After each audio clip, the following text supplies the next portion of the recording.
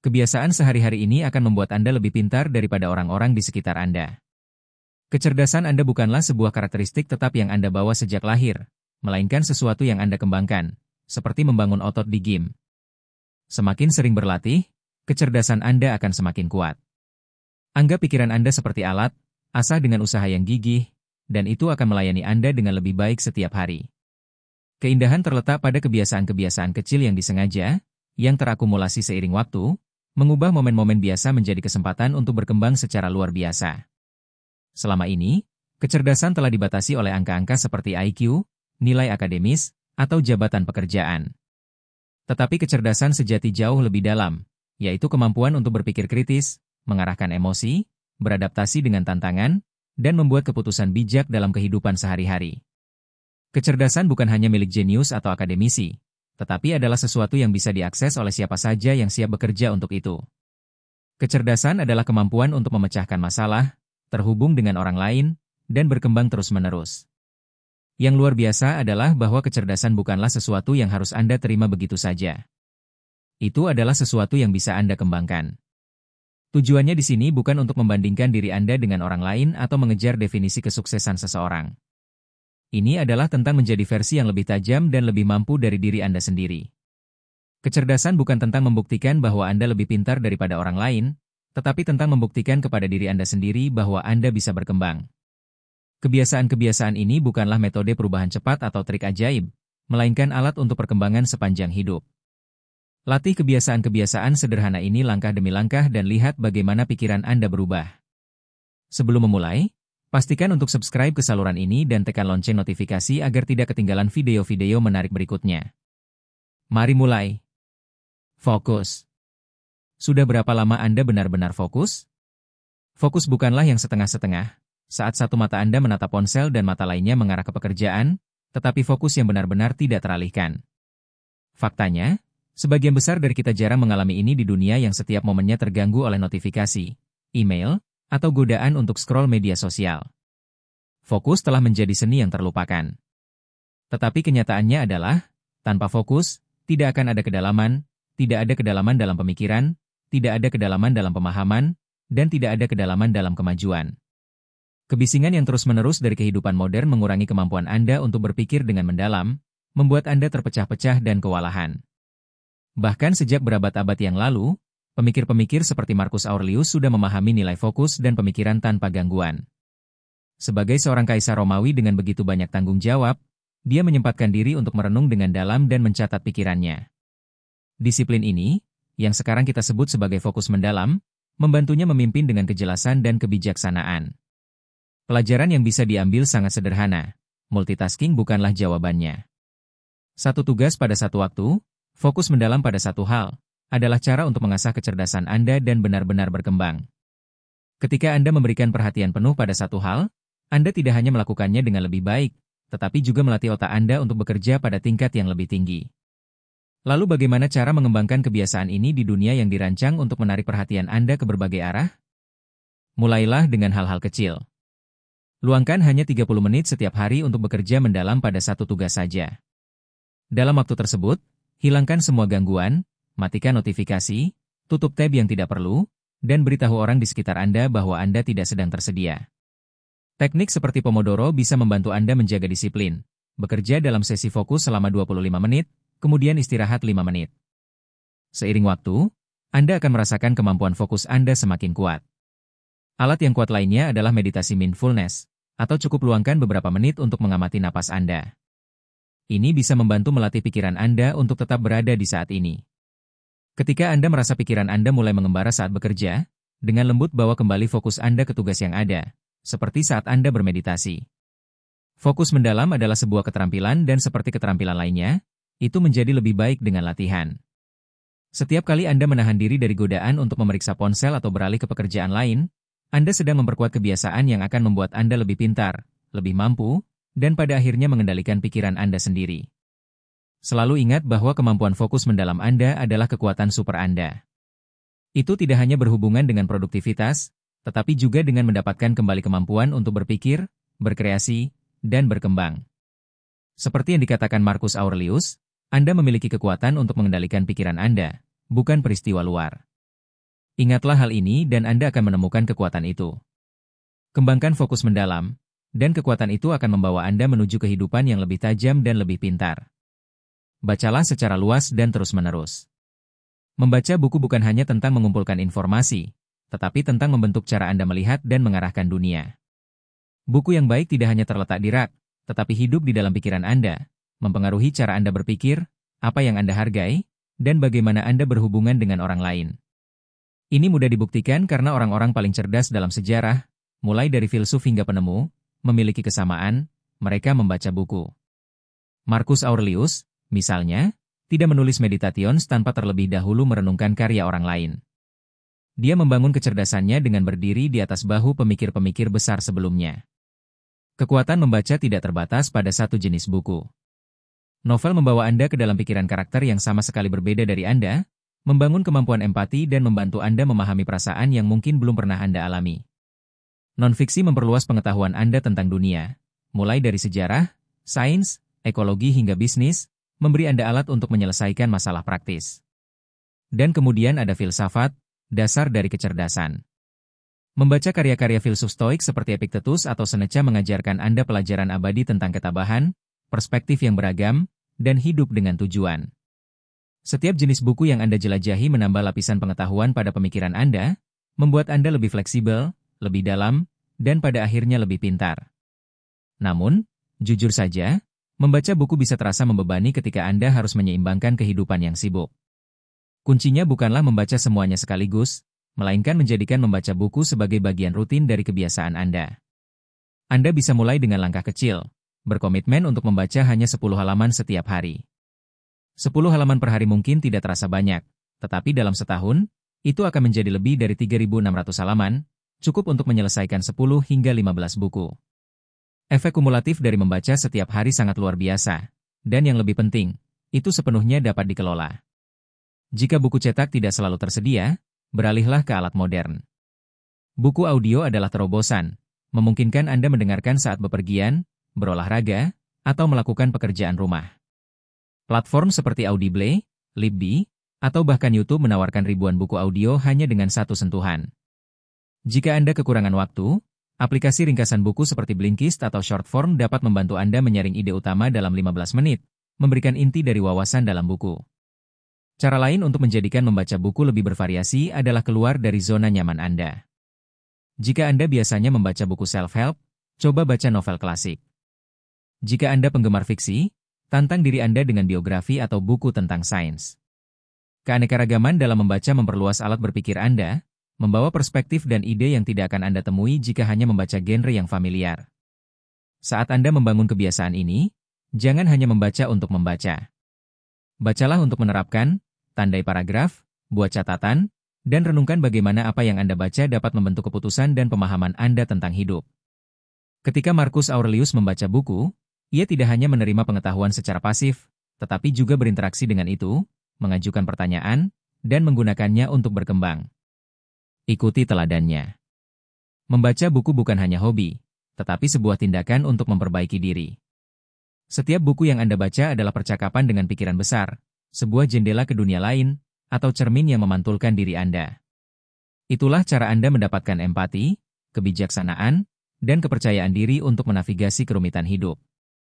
Jadi, ambillah buku bukan untuk mengisi waktu, tetapi untuk mengisi pikiran Anda. Seiring waktu, Anda akan menyadari bahwa siapa diri Anda terbentuk dari kata-kata dalam buku.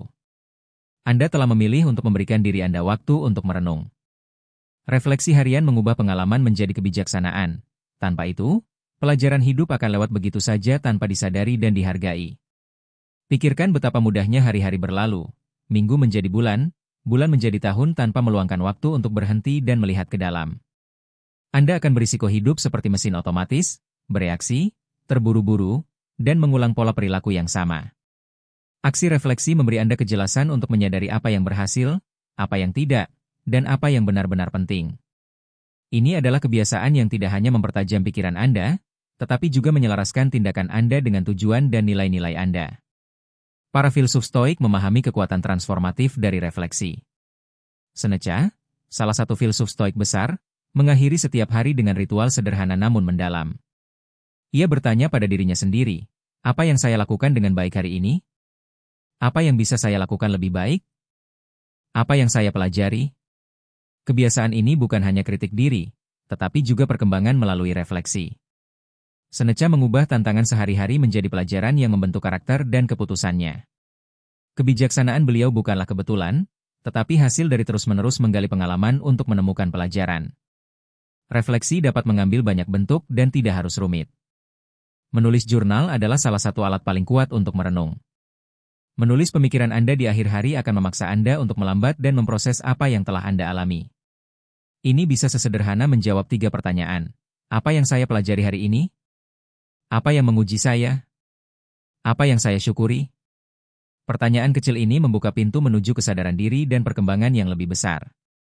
Jika menulis tidak cocok untuk Anda, meditasi adalah jalan lain untuk merenung.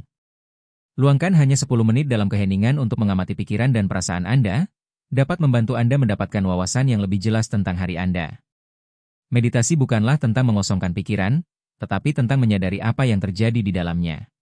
Kesadaran ini menciptakan ruang bagi Anda untuk merespons tantangan dalam hidup dengan niat, bukan reaksi terburu-buru.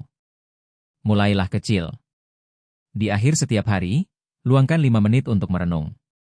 Anda tidak memerlukan jurnal yang indah atau sistem yang sempurna. Sebuah buku catatan, rekaman di ponsel, atau bahkan hanya merenung dalam keheningan dapat memiliki efek yang sama. Kuncinya adalah ketekunan. Seiring waktu, momen refleksi ini akan mengungkapkan pola perilaku, baik dalam diri Anda maupun dalam kehidupan Anda. Anda akan mulai melihat apa yang benar-benar bermanfaat bagi Anda dan apa yang tidak, membantu Anda membuat keputusan yang lebih cerdas di masa depan. Seperti yang dikatakan Seneca, kita harus menderita lebih banyak dalam imajinasi daripada kenyataan. Refleksi memungkinkan Anda untuk melihat kenyataan hidup Anda dengan jelas, tanpa distorsi dari ketakutan, penyesalan, atau gangguan. Inilah cara Anda mengubah pengalaman, baik yang baik maupun yang buruk, menjadi batu loncatan untuk berkembang. Membuat refleksi menjadi kebiasaan harian tidak hanya membantu Anda menjadi lebih cerdas, tetapi juga membantu Anda selaras dengan siapa Anda ingin menjadi. Tantang zona nyaman Anda, pertumbuhan dimulai ketika kenyamanan berakhir. Ini adalah kebenaran sederhana, tetapi banyak dari kita tidak menyadarinya. Zona nyaman terasa aman, dapat diprediksi, dan akrab. Ini adalah tempat di mana pikiran bisa bersantai, jauh dari ketidakpastian atau risiko. Tetapi masalahnya adalah jika Anda tetap di sana terlalu lama, Anda akan terjebak. Kebijaksanaan, kemampuan beradaptasi, dan ketangguhan ditempa dalam ketidaknyamanan, dalam momen ketika Anda berani memasuki yang tidak diketahui. Jika Anda ingin berkembang menjadi lebih cerdas, lebih berani, dan lebih siap untuk menghadapi tantangan hidup, Anda harus siap untuk menantang zona nyaman Anda. Ilmu di balik ini sangat menarik. Setiap kali Anda menghadapi tantangan atau mencoba sesuatu yang tidak familiar, otak Anda akan berubah. Ini disebut plastisitas otak, kemampuan otak untuk menyusun ulang dirinya melalui pembentukan koneksi saraf baru. Ketika Anda mendorong diri Anda, baik itu belajar keterampilan baru, terlibat dalam percakapan sulit, atau bahkan mencoba aktivitas yang membuat Anda cemas, otak Anda akan menyesuaikan diri untuk beradaptasi. Jalur-jalur baru ini memperkuat kemampuan berpikir kritis, memecahkan masalah, dan menerima perubahan. Dengan kata lain, keluar dari zona nyaman tidak hanya membuat Anda lebih berani tetapi juga lebih cerdas. Pikirkan tentang momen-momen dalam hidup Anda ketika Anda berkembang paling banyak. Mungkin itu tidak terjadi ketika segala sesuatunya mudah atau mengikuti rutinitas. Mungkin itu adalah pertama kalinya Anda berbicara di depan umum meskipun tangan Anda gemetar, atau ketika Anda mendaftar untuk sebuah kelas yang membuat Anda takut dan kemudian menyadari bahwa Anda bisa melakukan lebih dari yang Anda kira. Perkembangan terjadi ketika Anda membuka diri, dan membuka diri itu membutuhkan ketidaknyamanan. Stoik memahami hal ini dengan sangat baik. Marcus Aurelius sering mengingatkan dirinya sendiri bahwa tantangan adalah kesempatan tersembunyi. Dia menulis, rintangan di jalan kemajuan adalah kesempatan untuk bertindak. Apa yang menghalangi tindakan adalah jalan itu sendiri. Lalu bagaimana Anda dapat secara praktis menantang zona nyaman Anda? Mulailah dengan mengidentifikasi sesuatu yang membuat Anda takut setiap minggu. Itu tidak perlu besar, tindakan kecil dan konsisten dapat menghasilkan perubahan besar. Misalnya, jika Anda cemas berbicara di depan umum, mulailah dengan berbagi pemikiran Anda dalam pertemuan kelompok kecil. Jika Anda telah menghindari percakapan sulit, buat komitmen untuk mengambil langkah pertama dengan menulis apa yang ingin Anda katakan. Tujuannya bukan untuk mengatasi semua ketakutan Anda sekaligus, tetapi untuk membangun kebiasaan menghadapi ketidaknyamanan. Cara lain untuk menantang diri Anda adalah dengan mempelajari sesuatu yang baru, meskipun Anda merasa seperti pemula. Daftar untuk kelas tari, mulai belajar bahasa, atau jelajahi topik yang selalu membuat Anda takut. Aktivitas ini tidak hanya membantu Anda membangun keterampilan baru tetapi juga mengajarkan Anda cara menerima kegagalan dan bertahan. Setiap kali Anda mengatasi ketidaknyamanan, Anda akan memperkuat kemampuan Anda untuk menghadapi hal-hal yang tidak diketahui, membuat tantangan berikutnya terasa kurang menakutkan. Yang penting untuk diingat adalah bahwa perkembangan tidak datang dari lompatan berani tetapi dari langkah-langkah yang disengaja. Kuncinya adalah mendorong diri Anda cukup untuk merasa bahwa Anda sedang berkembang, tetapi tidak merasa kewalahan. Pikirkan ini seperti mengangkat beban. Jika bebannya terlalu ringan, otot Anda tidak akan berkembang. Tetapi jika terlalu berat, Anda berisiko cedera. Demikian pula, carilah tantangan yang dapat dikelola namun berarti. Seiring waktu, Anda akan melihat keajaiban. Batasan zona nyaman Anda akan berkembang. Hal-hal yang dulu menakutkan Anda sekarang akan terasa alami. Pertemuan yang dulu Anda takut berbicara di dalamnya sekarang akan menjadi tempat di mana suara Anda didengar. Keterampilan yang Anda kira tidak mungkin sekarang akan menjadi naluri. Kemenangan-kemenangan kecil ini akan terakumulasi, dan sebelum Anda menyadarinya, Anda akan menghadapi tantangan yang sebelumnya tampak tak mungkin. Menantang zona nyaman Anda adalah salah satu cara paling kuat untuk mengembangkan kecerdasan dan karakter Anda. Ini bukan hanya tentang mengatasi ketakutan, tetapi menjadi seseorang yang berkembang kuat dalam menghadapi ketidakpastian. Seperti yang diajarkan Marcus Aurelius kepada kita, hambatan bukanlah penghalang, tetapi jembatan menuju sesuatu yang lebih besar. Jadi, minggu ini, ambillah langkah kecil menuju ketidaknyamanan. Anda tidak hanya akan memperluas dunia Anda, tetapi juga memperkuat alat terpenting yang Anda miliki, otak Anda. Peluklah pembelajaran seumur hidup. Kebijaksanaan bukanlah mengetahui segalanya, tetapi selalu ingin tahu untuk belajar lebih banyak. Dalam dunia yang selalu berubah, orang yang paling cerdas bukanlah orang yang memiliki semua jawaban, tetapi orang yang memiliki komitmen teguh untuk berkembang. Pembelajaran seumur hidup adalah kebiasaan untuk tetap terbuka, rendah hati, dan ingin tahu, terlepas dari seberapa banyak yang Anda ketahui. Itu adalah pola pikir bahwa selalu ada lebih banyak hal untuk dijelajahi dan kesiapan untuk mengakui bahwa Anda belum pernah selesai belajar. Stoik menunjukkan pola pikir ini melalui pembelajaran seumur hidup. Marcus Aurelius, meskipun salah satu orang yang paling berkuasa dalam sejarah, tetap mendekati kehidupan dengan kerendahan hati. Dia selalu ingin tahu tidak hanya tentang filosofi tetapi juga tentang sifat manusia, kepemimpinan, dan kehidupan. Dalam Meditations, Marcus Aurelius menulis, bersikap terbuka terhadap koreksi. Jika seseorang menunjukkan bahwa saya salah, saya akan dengan senang hati mengubahnya, karena saya mencari kebenaran, dan kebenaran tidak pernah menyakiti siapapun. Pola pikir pemula, yang siap untuk belajar dan berkembang, adalah dasar dari kebijaksanaan beliau. Dia memahami bahwa belajar bukan hanya tentang mengumpulkan pengetahuan, tetapi tentang menyempurnakan pemahaman tentang dunia dan diri sendiri. Mengadopsi pola pikir ini dapat mengubah hidup Anda. Pikirkan tentang orang-orang yang telah menciptakan kembali diri mereka melalui pembelajaran seumur hidup. Pikirkan tentang individu seperti Elon Musk, yang mempelajari ilmu roket secara otodidak untuk membangun SpaceX, atau penulis yang terus menjelajahi genre baru sepanjang karir mereka.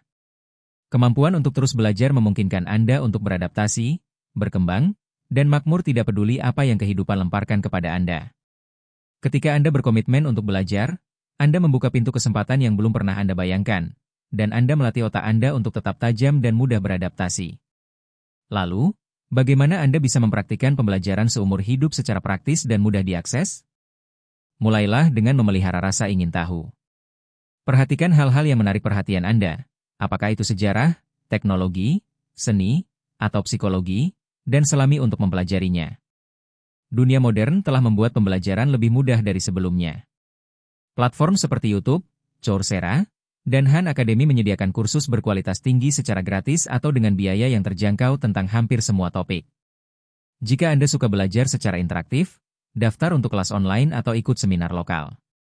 Situs seperti Udemy atau Skillshare memungkinkan Anda belajar sesuai dengan kecepatan Anda sendiri, apakah itu pemrograman, fotografi, atau berbicara di depan umum. Podcast adalah alat luar biasa lain bagi mereka yang belajar seumur hidup. Mendengarkan para ahli membahas bidang mereka bisa menginspirasi sekaligus mendidik, dan bagian terbaiknya adalah Anda bisa mengintegrasikannya ke dalam rutinitas Anda. Apakah Anda sedang bekerja, berolahraga, atau memasak makan malam. Pilih podcast yang menantang pemikiran Anda atau memperkenalkan ide-ide baru, dan biarkan itu menjadi bagian dari kehidupan sehari-hari Anda. Untuk benar-benar mengadopsi pembelajaran sepanjang hayat, latihlah diri Anda untuk keluar dari zona nyaman. Jika Anda secara alami tertarik dengan suatu topik, tantanglah diri Anda untuk menjelajahi bidang yang sama sekali berbeda. Misalnya, jika Anda adalah seorang pecinta ilmu pengetahuan, coba baca sastra. Jika Anda selalu fokus pada keterampilan praktis, cobalah filsafat. Keanekaragaman dalam belajar memperluas perspektif Anda dan memperdalam pemahaman tentang keterkaitan antara berbagai bidang pengetahuan. Dan jangan lupakan kekuatan buku. Biasakan diri Anda untuk membaca secara beragam dan konsisten seperti yang telah disebutkan sebelumnya, dan pilihlah buku yang dapat membuat Anda berpikir lebih dalam. Carilah penulis yang menantang pandangan Anda, membuat Anda merasa tidak nyaman, dan menginspirasi Anda untuk berpikir berbeda. Akhirnya, ingatlah bahwa pembelajaran sepanjang hayat bukan hanya perkembangan intelektual, tetapi juga kerendahan hati. Pola pikir seorang pemula berarti mengakui bahwa selalu ada sesuatu yang bisa dipelajari, tidak peduli seberapa sukses atau paham Anda. Ini adalah proses melepaskan ego yang menganggap Anda sudah memiliki semua jawaban. Seperti yang diingatkan oleh Marcus Aurelius, Anda harus melatih karakter Anda dan mengendalikan dorongan-dorongan Anda, karena apa yang ada di depan bukan hanya pembelajaran. Mengadopsi pembelajaran sepanjang hayat adalah hadiah untuk diri Anda sendiri. Itu adalah kesadaran bahwa perkembangan tidak pernah berakhir dan setiap hari membawa peluang baru untuk memperluas pikiran dan memperkaya hidup Anda. Entah itu melalui podcast, kursus, atau pertanyaan sederhana yang membangkitkan rasa ingin tahu, berkomitmenlah untuk menjadi seorang pembelajar seumur hidup. Versi yang lebih cerdas dan bijaksana dari diri Anda sedang menunggu di sisi lain. Mengembangkan kecerdasan emosional. Apa gunanya pengetahuan jika Anda tidak bisa terhubung dengan orang lain? Kecerdasan bukan hanya tentang memecahkan masalah atau mengetahui fakta-fakta, tetapi juga memahami diri sendiri dan orang-orang di sekitar Anda. Kecerdasan emosional adalah jembatan antara pikiran dan hubungan Anda, kemampuan untuk menavigasi kompleksitas koneksi manusia dengan empati dan ketenangan.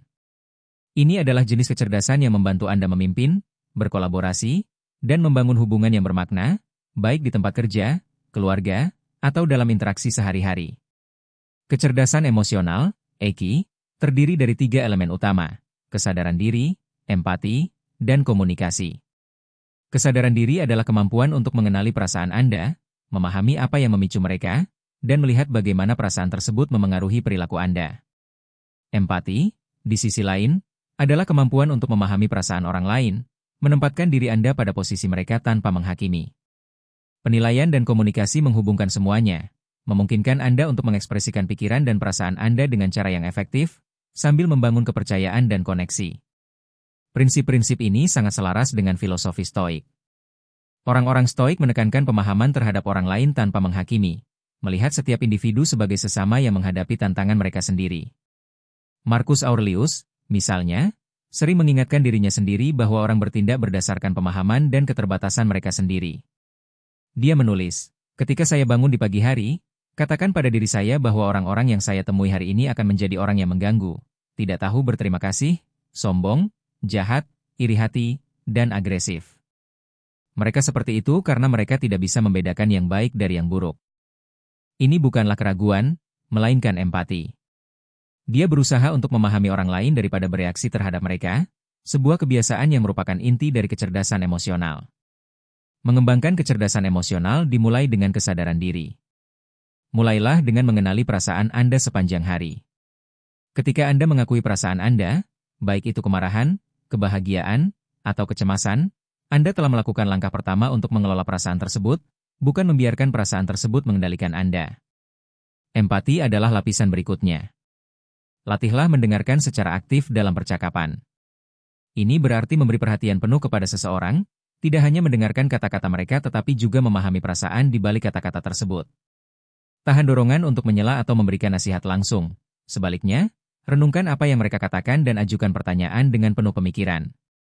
Seiring waktu, kebiasaan ini akan memperdalam pemahaman Anda tentang orang lain dan memperkuat hubungan Anda.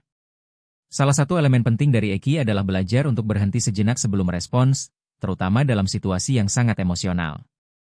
Ketika Anda merasa kemarahan atau frustrasi meningkat, luangkan waktu sebentar untuk bernapas, hitung sampai 3, atau tinggalkan situasi jika memungkinkan. Waktu jeda ini menciptakan ruang antara perasaan Anda dan respons Anda, memungkinkan Anda untuk bertindak dengan pertimbangan, bukan bereaksi secara impulsif. Seperti yang diajarkan oleh Stoik, kekuatan sejati terletak pada mengendalikan perasaan Anda, bukan membiarkan perasaan mengendalikan Anda.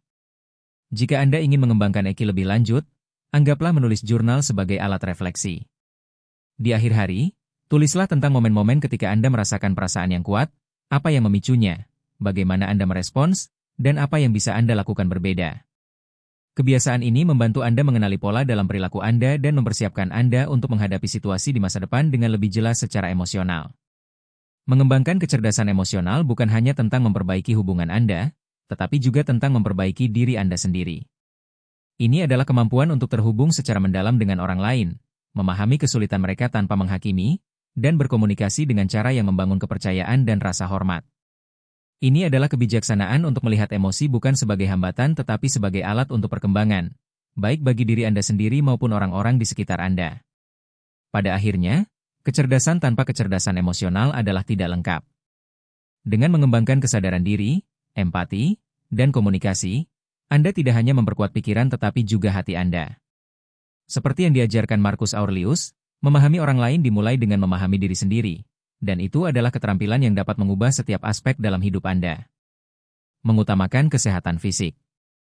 Pikiran yang sehat tidak dapat berkembang dalam tubuh yang tidak sehat. Otak Anda, yang merupakan penggerak kecerdasan, bergantung pada kekuatan dan vitalitas tubuh agar dapat berfungsi dengan baik. Mengabaikan kesehatan fisik menciptakan efek merusak yang mengurangi kemampuan fokus, energi, dan kejernihan pikiran Anda. Jika Anda benar-benar ingin menjadi lebih pintar, Anda harus mulai dari dasar, yaitu merawat tubuh Anda. Keterkaitan antara otak dan tubuh adalah sesuatu yang tidak bisa disangkal. Penelitian menunjukkan bahwa aktivitas fisik yang teratur meningkatkan aliran darah ke otak, mendorong perkembangan jalur saraf baru, dan meningkatkan ingatan, kemampuan fokus, serta pemecahan masalah. Tidur, yang sering diremehkan, juga merupakan faktor penting dalam kesehatan kognitif. Ketika Anda tidur, otak Anda memperkuat memori, membersihkan racun, dan mengisi ulang energi untuk hari berikutnya. Dan ada juga nutrisi, apa yang Anda makan tidak hanya memberi energi pada tubuh Anda tetapi juga pada pikiran Anda. Pola makan yang kaya makanan utuh memberikan nutrisi yang dibutuhkan otak untuk berfungsi secara optimal, sementara makanan olahan dan gula berlebih dapat mengurangi kemampuan berpikir dan menguras energi Anda.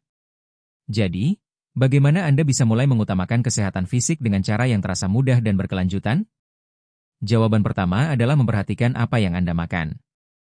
Apa yang Anda makan secara langsung memengaruhi bagaimana Anda berpikir dan merasa. Fokuslah pada makanan utuh seperti buah-buahan, sayuran, protein tanpa lemak, dan lemak sehat yang memberi makan tubuh dan otak Anda. Hindari makanan ringan olahan dan minuman manis, karena ini mungkin memberikan lonjakan energi sementara tetapi akan menyebabkan penurunan setelahnya. Sebagai gantinya, simpan camilan sehat seperti kacang-kacangan, biji-bijian, atau buah-buahan di dekat Anda. Memastikan kecukupan air juga sama pentingnya. Otak Anda terdiri dari sekitar 75% air, jadi pastikan Anda minum cukup air sepanjang hari agar otak Anda berfungsi dengan optimal. Tidur yang berkualitas juga sangat penting untuk meningkatkan kinerja kognitif. Usahakan tidur selama 7-8 jam setiap malam untuk mempersiapkan kesuksesan. Batasi penggunaan perangkat elektronik sebelum tidur, karena cahaya biru dari layar dapat mengganggu siklus tidur alami tubuh Anda. Sebagai gantinya, coba rileks dengan buku, meditasi, atau menulis jurnal. Menciptakan kebiasaan sebelum tidur yang memberi sinyal pada otak Anda bahwa sudah saatnya untuk beristirahat, apakah itu memadamkan lampu atau minum teh herbal. Terakhir, cobalah untuk menggerakkan tubuh Anda. Anda tidak perlu memiliki rutinitas latihan intensitas tinggi di gym untuk mendapatkan manfaat dari gerakan. Mulailah dengan berjalan kaki pendek setiap hari selama 20 menit. Berjalan kaki tidak hanya meningkatkan sirkulasi darah tetapi juga membantu menenangkan pikiran, memberi ruang untuk refleksi dan pemecahan masalah. Jika Anda merasa lebih siap, coba tambahkan latihan kekuatan atau yoga beberapa kali seminggu. Yang terpenting adalah konsistensi. Temukan aktivitas yang Anda nikmati dan jadikan itu bagian dari rutinitas Anda. Disiplin adalah benang penghubung yang menghubungkan semua kebiasaan ini bersama-sama. Orang Stoik percaya pada pengendalian diri, tidak berlebihan tetapi juga tidak mengabaikan kebutuhan tubuh. Keseimbangan ini adalah kunci untuk membangun fondasi yang kuat untuk kesehatan mental dan fisik Anda. Pikirkan seperti ini, Setiap pilihan sehat yang Anda buat adalah investasi untuk masa depan Anda. Setiap langkah, setiap makan yang bergizi, dan setiap malam tidur yang baik adalah investasi untuk kesehatan, yang menjadikan Anda lebih kuat, lebih tajam, dan lebih tangguh seiring waktu.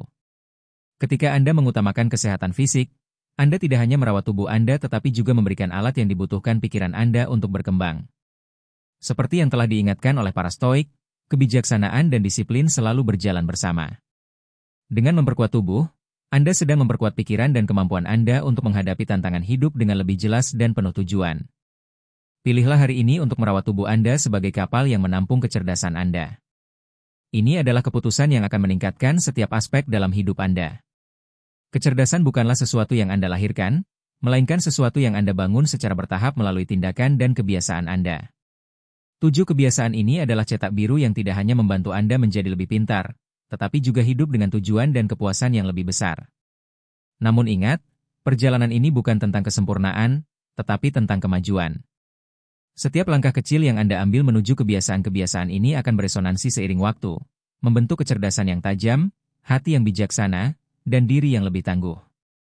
Orang Stoik mengajarkan kita bahwa perkembangan pribadi bukanlah tentang bersaing dengan orang lain, melainkan menjadi lebih baik daripada diri kita yang kemarin.